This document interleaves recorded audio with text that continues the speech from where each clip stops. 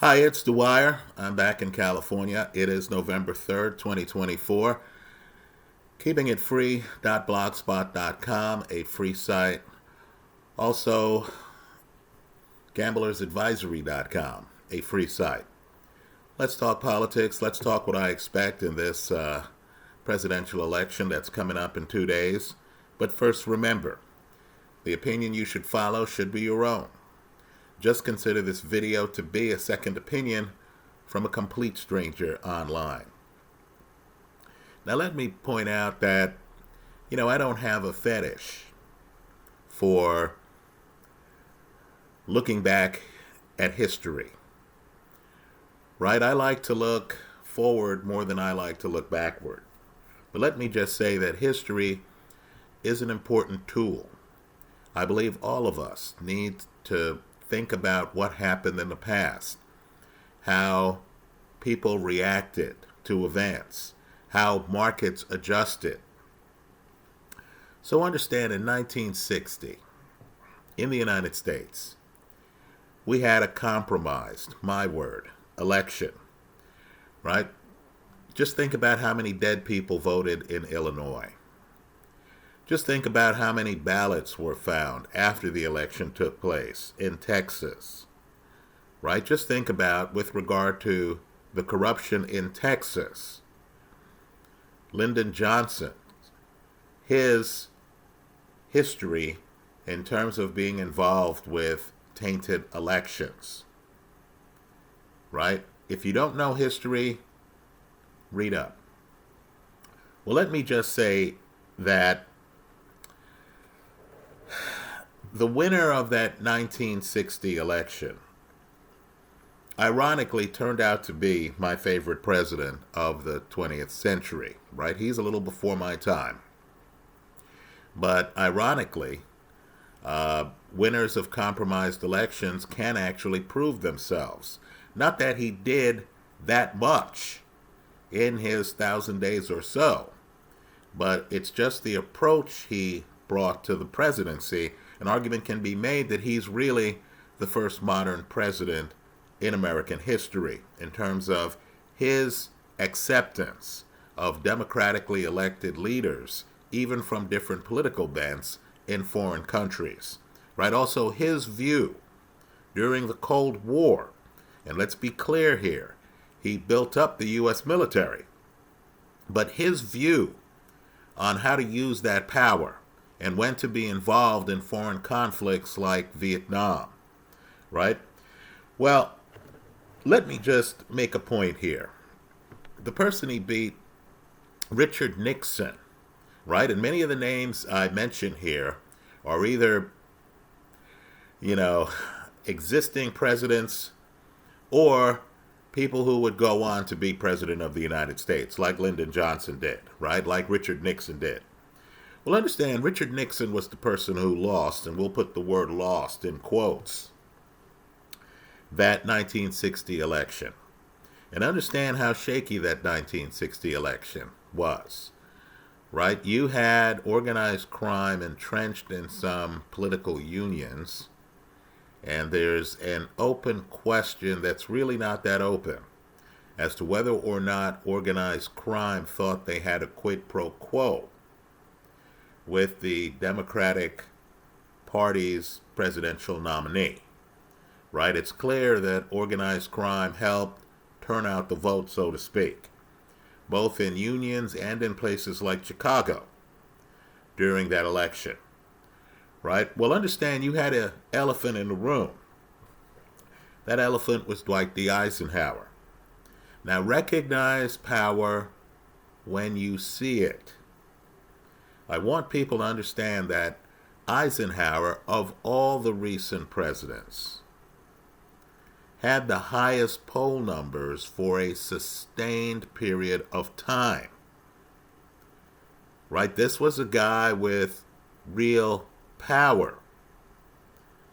Now, he was not the best speaker. He had a distant public persona. Right? A Bill Clinton could make it sound like he lived in the same neighborhood as you. Dwight Eisenhower didn't even try to portray that image. Right? Understand, too, Eisenhower, whatever he said in his farewell address, and it's a great farewell address, right, where he talks about the military-industrial complex. But understand, Eisenhower himself was cutthroat. Right? This is a guy who authorized the assassinations of democratically elected figures in foreign countries by the very deep state, by the intelligence community that he's criticizing in his farewell address. Right? Don't be fooled by soft public images. This guy had the power in 1960 when the compromised election took place. Now let's just talk about what I believe is a reality. Let me also point out, too, that this is an interactive forum. If you disagree with me, please let all of us know in the comment section of this YouTube video. Right? I'm giving you one man's opinion. Right? Now, history is deliberately blurred. In the short term, the winners write history. In the longer run, the winners change. Right? Is it Columbus Day? Or is it Indigenous Peoples Day? Is baseball's highest career batting average Ty Cobb's or Josh Gibson's? Right? Longer term, things change. People re-examine different values, the current values, then get imposed on the past. Right? Well, let's talk about what's important here. Right now, I believe Donald Trump wins the presidency. The reaction is going to be what we're talking about here. Right? In my opinion, we need the Dwight Eisenhowers of the world in the United States to step from behind the shadows and to actually concede the election if who they have supported has lost. Right? Let me identify one of them. Mark Cuban. Right? Let me just say, Cuban, of course, is supporting Kamala Harris. Right? Cuban is a public figure. That's why he's very important here, because there's a lot of real power behind Harris who the public doesn't know about. But we know Mark Cuban. He owned the Dallas Mavericks. He's a public entrepreneur. He was on Shark Tank. Right? At least we think we know him. People like him, if in fact the votes indicate that Donald Trump has regained the presidency, we need for Mark Cuban to do what Eisenhower is rumored to have done. Right?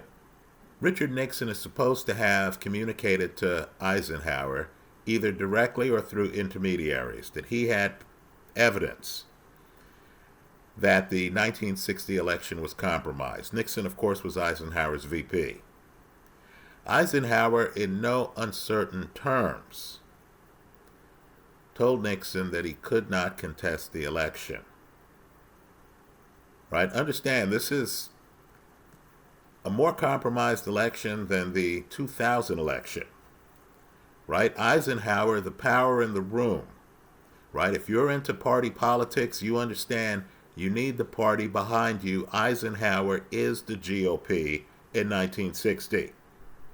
Eisenhower let Nixon know that there would be too much damage to the United States, that he was at risk of losing a lot of GOP support, Eisenhower support, which Nixon could not afford to lose if he contested that election. Today, 2024, you hope Kamala Harris has people in her ear. And you hope the people in her ear, folks with power like Mark Cuban, here again, don't be fooled by the I'm your neighbor persona. Don't be fooled by the I feel your pain persona. Cuban has made some very big moves in the business world. This is a guy who knows how things work. Right? We need for the Mark Cubans, and by the we, I'm talking about Americans. I'm talking about Joe Public. Right? I'm talking about Richard Dwyer. Folks who go to supermarkets and have to pay for milk and, eggs. Who go to the gas station and need to fill up their cars. I'm talking about everyday Americans.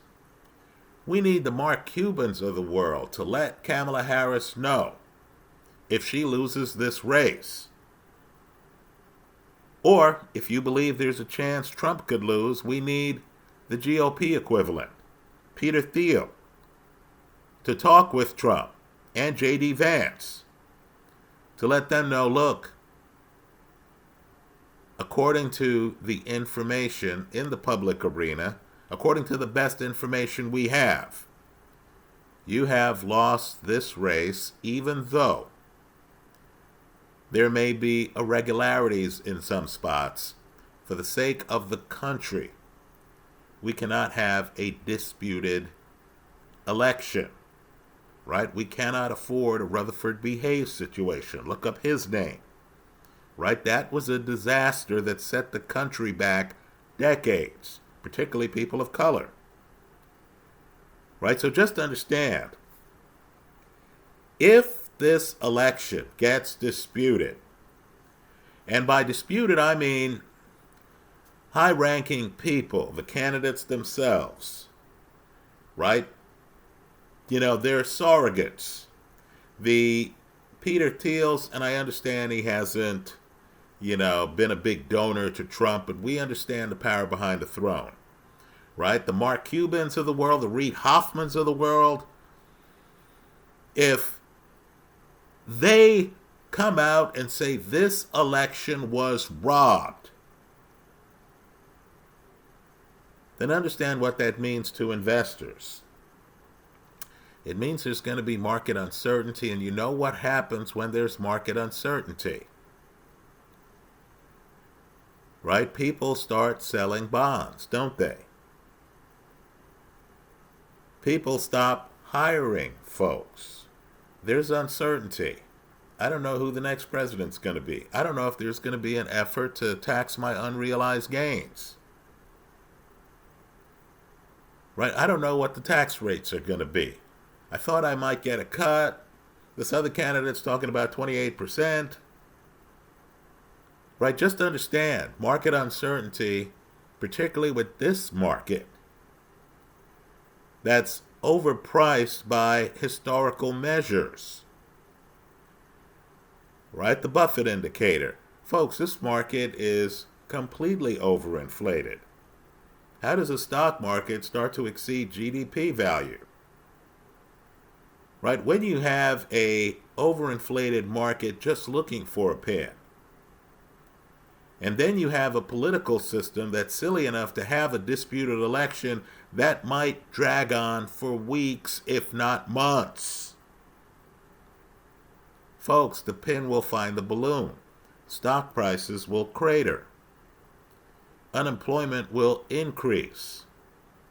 The acrimony will increase. A lot of the bondholders are foreigners.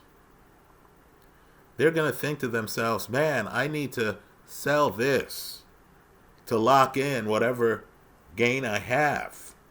Because if I hold this, I don't know what's going to happen, especially if it's long-term debt. Right? So let me just say, and I'll certainly be on here, win, lose, or draw, in terms of my prediction after the election. I have voted, did not vote for either Kamala Harris or Donald Trump. Right? But let's just be clear here. You need to be concerned about whether or not the loser in this election, has the awareness to understand the trauma they will inflict on the American people if they contest this election. Right? In 1960, Nixon had proof that dead people had voted in Chicago. Right? Look at the margin in the state of Illinois. Think about the amount of corruption. Right? Nixon wisely chose not to contest the election. And there were Nixon lawyers all over the United States raising the fact that the election was stolen. Then as now. Of course, you had another group saying, oh, they're just sore losers. Right, folks? Just understand, none of these elections are perfect. All of them involve some level of corruption. Right? There are always some irregularities. Even now, we're finding out that illegal immigrants were registered to vote in some states. Right? Even now, you recently had a ballot box with hundreds of ballots in it catch on fire, curiously. Right? If you read the Gateway Pundit, believe it or not, they were right with some of their allegations from the 2020 election. We now have proof on film. Right? So just understand, none of these elections are perfect. You can imagine how ridiculous it was when we had paper ballots in the 19th century. Right? Go back, I'm serious, go back and look at Lyndon Johnson's wins. Right, folks? There's some questionable election results in Johnson's past. Let me also point out, too, with regard to Johnson, and I actually think Johnson was an effective president. But just understand, no one knows how Johnson got his money. Right? So American history is replete with interesting characters, with questionable election results. Right? What we need here is a statesperson. Someone who looks at the results and then thinks to themselves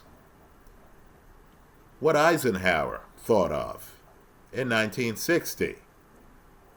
Is the acrimony and harm that's going to take place in the United States worth contesting these election results, especially when the election results weren't definitive, which was the situation in 1960. Right? So what I want folks to focus on is going to be the margin. What we need to avoid a big election dispute is for the electoral college winner to actually be the popular vote winner. Let me also point out, too, that I'm a fan of the electoral college. Right? I don't believe, the United States is a republic. It's not a democracy. Right? We vote on presidential elections state by state, and I say good for us. Right? Coastal candidates shouldn't be able to say, hey, I've won New York, I've won LA. What else is there? I have the number of votes. But in this upcoming election, what we need is for the winner of the electoral college, in other words, the person who has won states all over the United States, not just in coastal areas with a lot of wealthy people, but we need for that person to also be the popular vote winner. Now, I believe Donald Trump has a chance to pull that off. Right? Let's watch what happens as the vote counts come in, because we're going to need that. We can't afford to have someone, win by the slimmest of margins in the electoral college. and then lose the popular vote and have there be a big outcry that if one state flipped or two states flipped, then, this election would go the other way. No, we need for the winner to have maximum authenticity, maximum credibility, right? We need for the margin to be such that the loser understands they have lost. And the real power, the Mark Cubans, the Reid Hoffmans, don't have to tell the person who has lost the election that they need to step off the pedestal, that the race is over, their time as the nominee is over, and it's time for everyone to move on. Let me close by saying this. Polling is really a suspect business, in my opinion. Right? I can influence the outcomes of polls by fooling around with my poll methodology. Right? I can, come up with a definition of likely voters and then take samples of the, opinions that I receive from voters from targeted areas that I know lean certain ways and have that influence the poll result. I believe voters need to be skeptical of every poll they hear about. The latest example is this poll that's come out of Iowa, where Kamala Harris is supposed to be ahead by several points. Don't let such polls influence your willingness to vote. Right? Understand you have a lot of people with agendas. You have a lot of money out there in the political realm, right? Kamala Harris is supposed to have raised over $1 billion. Right? Just understand you have markets being corrupted. I'm on poly markets myself. Right? I view gambling markets as among the most accurate predictors. But in situations like this, where a billionaire can say, you know what, I'm going to throw $30 million on Polymarket on one bet to alter that small pond's lay of the land, the ripples in that small pond. You need to be skeptical of even Polymarket. Right? Because elections are the kind of things where by design people are trying to influence public opinion. Let's get back to Iowa. Just understand that Trump won Iowa by several percentage points in 2016. Just understand, even the election he lost in 2020, he won Iowa by several percentage points. Understand, this year, there are several Iowa polls that show Trump up by several percentage points, but yet I'm supposed to believe in this belated poll that has Kamala Harris up by several points. Right? Be a skeptic on everything. Look at history to figure out how things might fall. Use your common sense. What we can't afford right now is a disputed election where we're talking about hanging chads.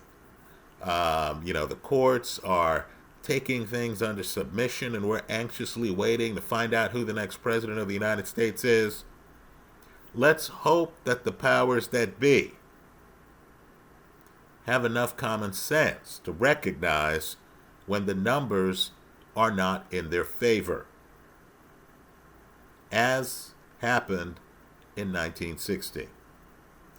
Those are my thoughts. Let me hear yours. I hope you leave your comments in the comment section of this YouTube video.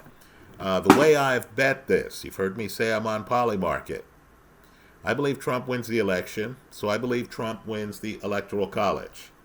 I also have bets on Trump to win the popular vote. Be aware and be careful. Republicans have not won the popular vote in a presidential election since 2004 when George W. Bush beat John Kerry, right? Just understand what we're playing with. I personally believe that the polling is off, that Trump is going to sweep much of the South, that Trump is going to do well in the Rust Belt, right? That Trump is more popular with working class Americans than polls indicate. We'll find out if I'm right within the next day or so. Thanks for stopping by.